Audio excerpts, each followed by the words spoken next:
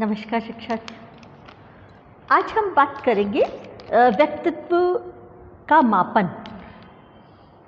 कि हमने व्यक्तित्व को जाना था, समझा था और पाया कि व्यक्तित्व अपने आप में एक ऐसा अनूठा तत्व होता है कि जिसे समझना बहुत गहराई के साथ ही संभव हो पाता है। ऐसे ही हम चलते फिरते नहीं समझ सकते।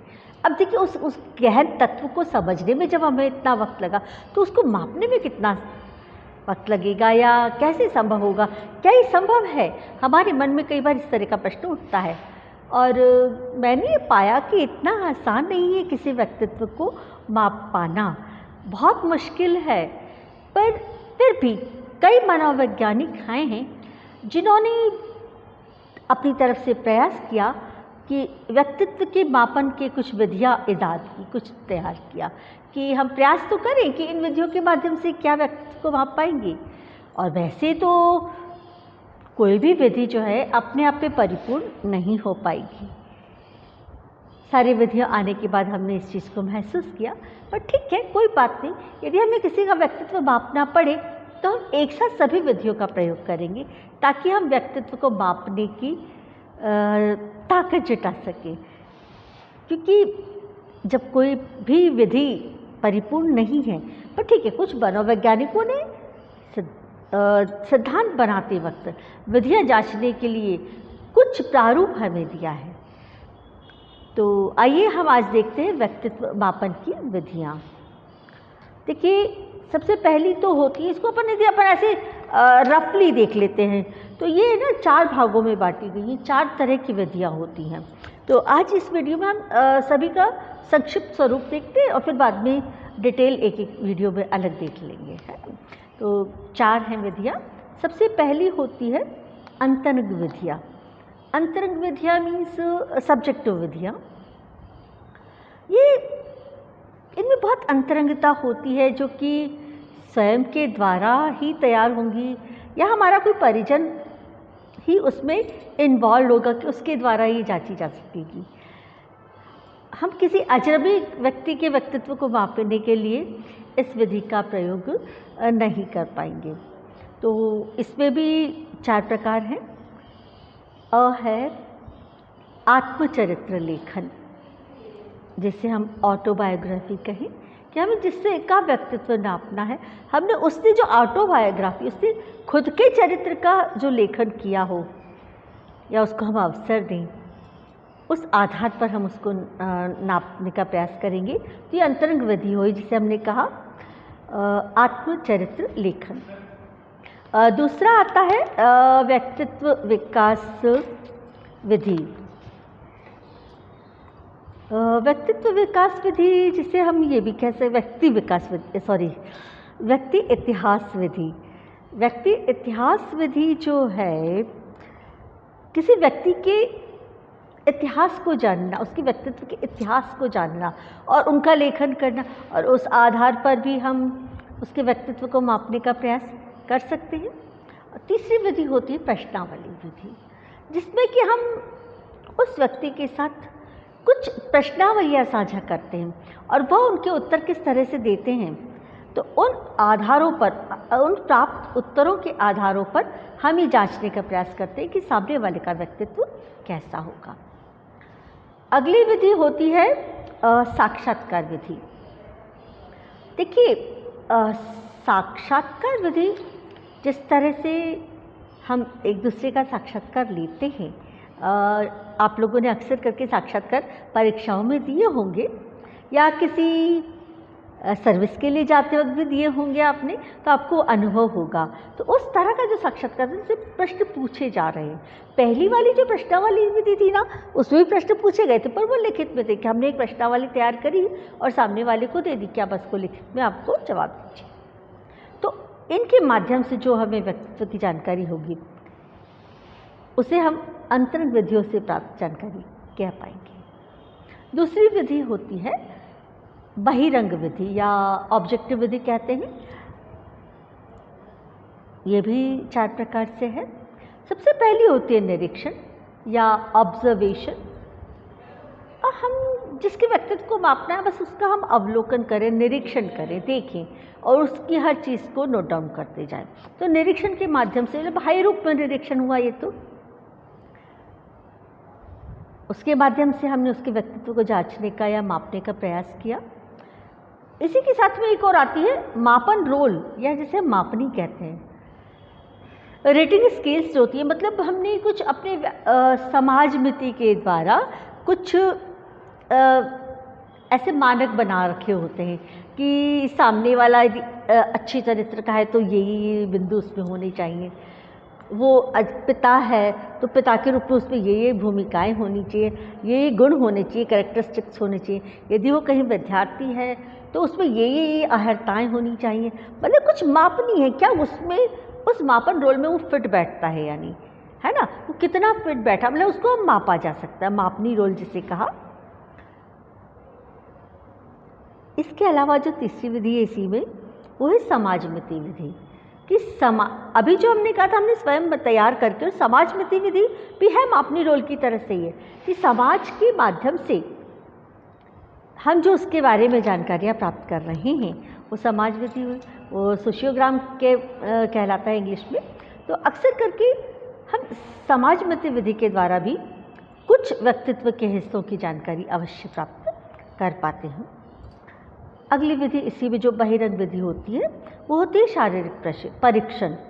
देखिए हम व्यक्ति के जो जैसे मापने में नहीं था, हमने कुछ चीज़ों को मापा था, तो भाई उसके शारीरिक परीक्षण के माध्यम से हम भी उसके व्यक्तित्व को माप सकते हैं। और ये तो छोटा सा उदाहरण जैसे दूँ ना, कोई बहुत मोटा सा है, ढीला ढाला सा व्यक्तित्व, तब कहेंगे यार ये तो आलसी होगा। मतलब तो हमने अपनी तरफ से कह दिया, ज़रूरी नहीं है कि वो आलसी होगा, है ना, पर उसका जो शारीरिक गठन है उसके आधार पर हमने समझा कि वो इस तरह का होगा, या जिसकी हाइट और पर्सनालिटी, हाइट और हेल्थ बहुत अच्छी है तो हम कहेंगे प्लेयर होगा, क्योंकि लगातार शारीरिक क्रियाएं जब वो करता रहा होगा, भाग दौड़ खेल कूद, तभी तो उसकी इतनी अच्छी हाइट और हेल्थ हो पाई है जो कि संतुलन में आई है। तो उसको हम शारीरिक परीक्षण के माध्यम से उस व्यक्तित्व को जानने का प्रयास करेंगे। तीसरी जो विधियाँ आती हैं वो है प्रक्षेपण विधियाँ इनको कहते हैं, या एक प्रोटेक्टिव टाइप मेथड जिसे भी हम कह सकते हैं। अब प्रक्षेपण विधियाँ कैसे जांचेंगे, ये भी इसके भी हमने कुछ 6 प्रकार दिए हैं, वैज्ञानिकों ने दिए हैं। पहला है शब्द सहचर्य, मतलब वर्ड एसोसिएशन। देखिए हर व्यक्ति का जो व्यक्तित्व है, जब वो उसकी अभिव्यक्ति होती है तो उस आधार पर हम लोग नापते हैं कि उसके साथ किन शब्दों का सहचर्य, वो बोलते वक्त, समझाते वक्त या समझते वक्त, सामान्य वार्तालाप करते वक्त किस तरह के शब्दों का प्रयोग करता है, कौन से शब्द उसके साथ में रहते हैं। और देखिए हर व्यक्ति का अपना होता है ना, जैसे कुछ शब्द हम तकिया कलाम के रूप में प्रयोग करते हैं और बोलते हैं कि वो तो उसका तकिया कलाम है, तो उस आधार पर भी हम उसके व्यक्तित्व को माप सकते हैं। तो ये प्रक्षेपण विधि है जिसे हम शब्द सहचर्य विधि कहते हैं। और हर व्यक्ति की व्यक्तित्व में ये विशेषता होती है, इसको सहजता से नहीं हम नाप सकते, पर कई दिनों तक यदि हम उसको जांचेंगे तब हमें पता चल जाएगा इस विधि के माध्यम से सामने वाले का व्यक्तित्व क्या होगा। वाक्य पूर्ति, देखिए ये एक काल्पनिक रूप से होता है कि हम यदि कुछ काल्पनिक वाक्यों को सामने वाले को देते हैं और वो भी अपनी कल्पना के आधार पर उन वाक्यों को पूर्ण करने का प्रयास करता है, तो सामने वाला उन वाक्यों को किन आधारों पर पूर्ण कर रहा है। देखिए यदि हमने एक ही वाक्य, अपूर्ण वाक्य 20 जनों को दिया तो आप पाएंगे कि 20 व्यक्तियों का आंसर जो पृथक पृथक होगा, और उस आधार पर हम जांच पाएंगे कि सामने वाले का व्यक्तित्व क्या होगा। मतलब हर वाक्य एक ही शब्द से पूर्ण नहीं होगा, ठीक है, तो हमने कोई एक शब्द ढूंढने के लिए नहीं कहा, वाक्य पूर्ण करने के लिए कहा है। तो हर व्यक्ति का अपने जो भीतर चल रहा है वो अपने भीतरी तत्व से प्रभावित होगा और उस आधार पर अपने वाक्य को पूर्ण करेगा। तो इस तरह से हम उसके व्यक्तित्व को जान पाएंगे उस वाक्य पूर्ति की प्रक्रिया के माध्यम से। अगला होता है खेल प्रणाली। देखिए कुछ खेल प्रणालियाँ होती हैं जिनके मार्फत हम ये चीज़ जांच सकते हैं कि सामने वाले ने किन उन प्रणालियों में किस तरह की भूमिका का निर्वहन किया। तो उन आधारों पर हम जांच पाते हैं कि ये किस तरह के व्यक्तित्व का व्यक्ति होगा। कुल मिला के जो खेल प्रणालियां हैं, इनके माध्यम से हमें किसी भी व्यक्ति के व्यक्तित्व को समझने में, जानने में मदद मिलती है। तो ये हो गई खेल प्रणाली। अगली जो विधि आती है रोशा इंक ब्लॉट। देखिए, ये बहुत ही मनोवैज्ञानिक तरीके से प्लान की गई विधि है, रोशा इंक ब्लॉट। इसको आम व्यक्ति जिसे मनोविज्ञान का ज्ञान ना हो, वो इस विधि के माध्यम से समझने में थोड़ी सी असहजता महसूस करेगा, क्योंकि ये जो रोशा इंक ब्लॉट है, हर डॉट का कोई ना कोई मतलब होता है। ये हमारे व्यक्तित्व का प्रदर्शनकारी तत्व होता है कि हम उसको किस तरह से लेते हैं। जैसे आपने शायद ये चीज़ सुनी होगी कि कुछ लोग हस्ताक्षर के माध्यम से भी आपके व्यक्तित्व को जांचने का दम भरते हैं कि हाँ, उसके माध्यम से भी व्यक्तित्व जांचा जा सकता है। तो ये जो रोशा इंक ब्लॉट है ना, ये भी कुछ कुछ उसी तरह से आता है कि ऊपर उसको हमको पढ़ते आना चाहिए। यदि हम उन बिंदुओं को पढ़ना जानते हैं तो हम उसके व्यक्तित्व को सही सही रूप में पहचान पाएंगे। अन्यथा यह विधि उतनी कारगर नहीं होती जितनी अन्य विधियां कारगर हो जाती हैं, क्योंकि इसमें बहुत कंसंट्रेशन की ज़रूरत होती है, बहुत जानकारी की, बहुत समझ की जैसे अपन लोग ज्योतिष वगैरह विद्या में नहीं करते कि एक तो ऐसे हाथ देखा, ये लकीर यहाँ जा रही है और वो लकीर वहाँ जा रही है, इसका ये मतलब होगा। पर जो वास्तव में ज्योतिष होता है, वो उन लकीरों को उन कुछ ग्रहों के साथ सेट करते हैं और उसके आधार पर बताते हैं कि हाँ, अब इसका मतलब ये होगा। तो हमारी जानकारी और उसकी जानकारी में अंतर हो जाया करता है। तो ठीक इसी तरह से यह है मनोवैज्ञानिकों की विधि है और उसके माध्यम से हम इसको समझ पाते हैं। अगली इसी में जो प्रक्षेपण विधि है, उसी में एक और आती है प्रसंगात्मक बोध परीक्षण, मतलब थीमेटिक अप्रिसिएशन टेस्ट होता है। इसमें क्या होता है कि हम कुछ विशेष प्रसंगों को उसके समक्ष रखते हैं और फिर उसकी अभिव्यक्ति की अपेक्षा करते हैं। तो विशिष्ट प्रसंगों के दौरान उसकी जो अभिव्यक्ति हुई, जिसे CAT टेस्ट भी हम लोग कहते हैं या TAT टेस्ट भी कहते हैं, मतलब थीमेटिक कोई एक विचारधारा हमने पहले से सेट कर रखी है कि उस प्रसंग पर उसको क्या बोध हुआ, उसका परीक्षण, उसके माध्यम से हम सामने वाले के व्यक्तित्व को जांचने का प्रयास कर सकते हैं। अगला आता है बाल संस्करण टेस्ट, इसे कहेंगे चिल्ड्रन अप्रिसिएशन। देखिए, बाल संस्करण मतलब बाल्यकाल से उसका किस तरह से परिवेश ने किस तरह से उसको विकसित किया है, वो स्वयं किस तरह से बालकों के साथ एक संरचना गठित करता है, उसका व्यवहार किस तरह का होता है, ये बाल्य स्वरूप से ही लेकर और आता है। तो उस विधि के माध्यम से हम समझ पाएंगे कि बाल संस्करण परीक्षण विधि है। इसके माध्यम से हम कुछ जानकारियां उसके व्यक्तित्व की जान पाएंगे। अगली विधि आती है मनोविश्लेषणात्मक विधि। अब देखिए, मनोविश्लेषणात्मक विधि भी जैसे कि फ्राइड ने कहा था, फ्राइड के द्वारा ही दी गई थी कि हमारा जो मन है वो 3 भागों में वैसे विभक्त होता है, चेतन, अर्धचेतन और अचेतन। तो इस दौरान हमारी क्रियाएं हैं, हमारी सोच, हमारा विचार वो किस तरह का जा रहा है, हम उसको पढ़कर और फिर उस आधार पर उसके व्यक्तित्व का पता लगाते हैं। तो ये मनोविश्लेषण विधि हुई।